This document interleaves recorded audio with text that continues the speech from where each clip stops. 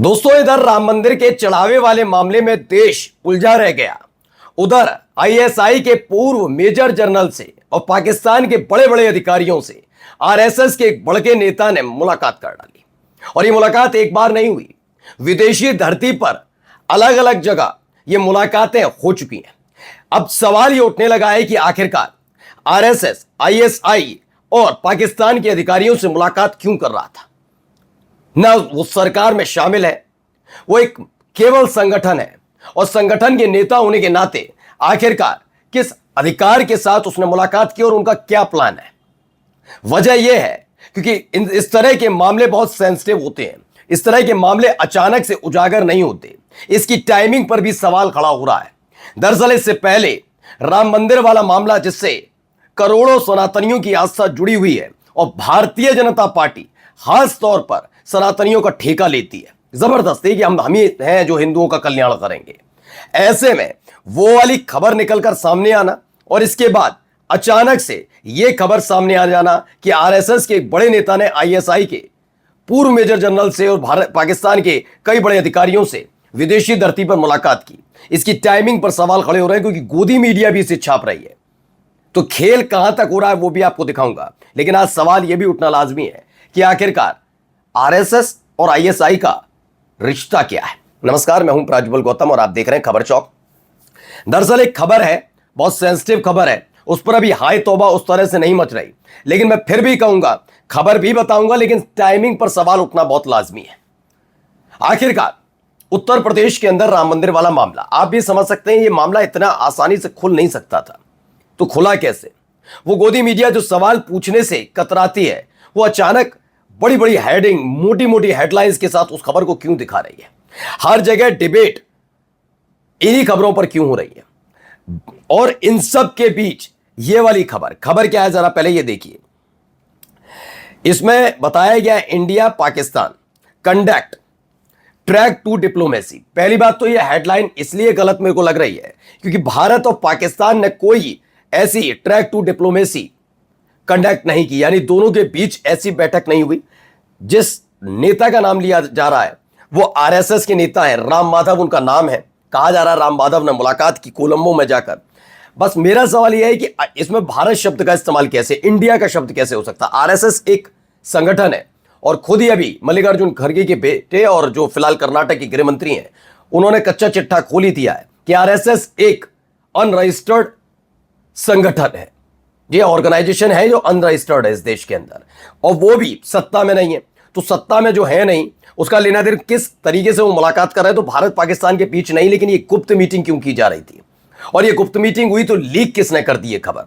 क्योंकि अपने आप में आप अमूमन देखेंगे कि देश का मुसलमान अगर कुछ कहता है तो भारतीय जनता पार्टी के नेता क्या कहते हैं, बीजेपी के संवैधानिक पद पर बैठे हुए नेता क्या कहते हैं, पाकिस्तान चले जाओ। सोरोस से निकाले जाते हैं कनेक्शन, और सिर्फ कनेक्शन के नाम पर ही इस देश की मीडिया सोरोस से राहुल गांधी के रिश्ते जोड़ देती है। कोई पुख्ता सबूत उन पर नहीं होता, लेकिन इस पर भी बातचीत करनी चाहिए। देखिए क्या कह रहे हैं संदीप देव, इन्होंने कहा बड़ा खुलासा, संघियों का पाकिस्तानी प्रेम फिर उजागर। ऐसी खबर आ रही है कि आरएसएस के नेता राम माधव ने कोलंबो के हिल्टन होटल में पाकिस्तान के उच्च अधिकारियों और आईएसआई के पूर्व मेजर जनरल के साथ गुपचुप तरीके से इस हफ्ते एक बार फिर से मीटिंग की है। पहली मीटिंग लंदन में ऑपरेशन सिंदूर के महज 2 महीने बाद हो गई थी। ऑपरेशन सिंदूर के महज 2 महीने बाद ही वो मीटिंग हुई थी पाकिस्तान के इन अधिकारियों के साथ। सोशल मीडिया पर चर्चा है कि आरएसएस के नेता किस हैसियत से भारत की विदेशी नीति के फैसले कर रहे हैं, किस हैसियत से आरएसएस पाकिस्तान के साथ ये नाजायज प्रेम संबंध बना रहा है। पूछता है भारत, हर बार संघियों का रिश्ता ही पाकिस्तान और आईएसआई के साथ क्यों निकलता है। दरअसल ये खबर अगर मान भी ली जाती कि बनाई गई है, लेकिन देखिए नवभारत टाइम्स तक ने छाप दी इस खबर को। नवभारत टाइम्स कभी ये खबर छाप पाएगा, अपना अंदाजा लगाइए कभी। जैसे दैनिक जागरण ने राम मंदिर वाले मामले को, चढ़ावे वाले मामले को बहुत ज्यादा तूल दिया, लेकिन क्या ये हो पाएगा, इतना आसान है नहीं ना। ये कौन करवा रहा है, राम माधव नरवणे से लेकर शेरी रहमान तक भारत पाकिस्तान की सीक्रेट बातचीत में कौन हुआ शामिल, खुलासा। ये एनबीटी की खबर है। क्या लिखा है, सुना है भाजपा आरएसएस वालों की पाकिस्तानियों से मीटिंग निजी थी। इसमें भाजपा का जिक्र नहीं है, ये ध्यान रखिएगा। भाजपा नहीं आरएसएस का जिक्र किया जा। राम माधव के मौसा पाकिस्तानी या फूफाई विग्रेश झा लिखते हैं। उमाशंकर सिंह भी एक बड़े पत्रकार हैं, उन्होंने भी यही सवाल किया। बीजेपी नेता राम माधव, कोलंबो में पाकिस्तानियों से प्राइवेट मीटिंग कराएं तो कोई बात नहीं, हंगामा तभी मचता है जब पाकिस्तान हाई कमीशन में मणिशंकर अय्यर जैसे नेता पब्लिक फंक्शन में चले जाए। पब्लिक फंक्शन में चले जाए तो हमेशा ये बताया जाता है कि पाकिस्तानियों के साथ इनकी कनेक्शन है, कांग्रेस के आईएसआई के एजेंट्स हैं। हाल ही में आपने देखा असम के मुख्यमंत्री हेमंत बिस्वा शर्मा ने गौरव गोगोई पर आरोप लगा दिया, पाकिस्तान का से उनका ताल्लुकात होने के बहुत सारे आरोप लगाए गए, लेकिन इस पर कोई बोलने के लिए तैयार है। आखिर क्या जरूरत थी, ऐसी क्या नीति, और अगर करनी भी है तो कौन करेगा? हमारे देश के विदेश मंत्री, विदेश मंत्रालय के अधिकारी, ये तमाम लोग इस बात का फैसला लेंगे, सरकार फैसला लेगी। आरएसएस ये मीटिंग करने के लिए क्यों गई, क्यों राम माधव वहां पर गए? क्योंकि जिस तरह की रिपोर्ट का दावा है तो वाकई सेंसिटिव रिपोर्ट है ये। देखिए, इसमें उदय चिब है, उदय भान चिब, उन्होंने कहा आरएसएस के नेता राम माधव ने कोलंबो के हिल्टन होटल में पाकिस्तान के उच्च अधिकारियों और आईएसआई के पूर्व मेजर जनरल के साथ गुपचुप तरीके से इस हफ्ते एक बार फिर से मीटिंग की, ये दावा है। नरेंद्र मोदी अब देश की जनता को यह बताइए क्या तमाशा चल रहा है, बंद कमरों में पाकिस्तान के साथ गुपचुप तरीके से क्या इलू इलू चल रहा है। पहले आप इसे समझ लीजिए, फिर मैं कह रहा हूं कि यह खबर बाहर आ ही नहीं सकती थी। यह खबर आई कैसे? जब हर जगह कंट्रोल है, हर जगह कंट्रोल ले रखा है, तो यहां पर यह खबर आई कैसे और इसे गोदी मीडिया ने कैसे छाप दिया? आरएसएस और मोदी शाह के रिश्ते कैसे हैं, ये जग जाहिर है। योगी आदित्यनाथ मोदी शाह के रिश्ते कैसे हैं, जग जाहिर है। आरएसएस और योगी आदित्यनाथ के रिश्ते कैसे हैं, जग जाहिर है। खबर यह है कि एक भी आपको ऐसी खबर नहीं मिलेगी जिसमें सवाल मोदी शाह से पूछा जा सके सीधा।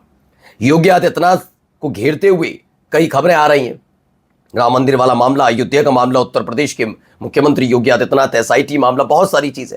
अब आरएसएस के अगर नेता राम माधव मुलाकात करते हैं, ये तो वाकई बहुत सेंसिटिव मामला है, लेकिन इसमें सवालों के घेरे में आरएसएस है।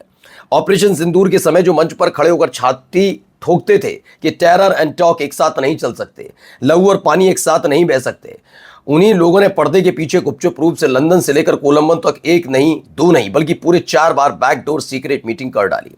2 दिन पहले ही तो उन 6 जवानों के नाम सार्वजनिक किए गए थे जिन्होंने ऑपरेशन सिंदूर में अपने प्राण न्यौछावर कर दिए। किस मुंह से आखिर ये सीक्रेट लव लेटर लिखे जा रहे हैं पाकिस्तान को? क्या शहीदों की शहादत इनके लिए सिर्फ राजनीति का मोहरा है? सीधा सवाल है कि आखिर ये गुपचुप मीटिंग किसके कहने पर की गई? दूसरा सवाल, पहली मीटिंग लंदन में ऑपरेशन सिंदूर के महज 2 महीने बाद हो गई थी।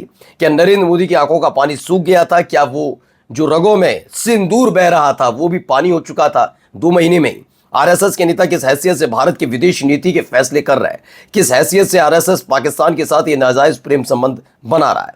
देश में ये सब क्यों छुपाया जा रहा है? देश से, देश को इस छुप छुप कर मिलने का नतीजा कब पता चलेगा? देश के शहीदों की शहादत को पहले दबाया गया, अब उस पर समझौता भी कर लिया गया है क्या? ये सवाल उठने लाजमी है, लेकिन यह भी देखना होगा टाइमिंग देखिएगा, हर जगह टाइमिंग का खेल बहुत है। नमस्कार।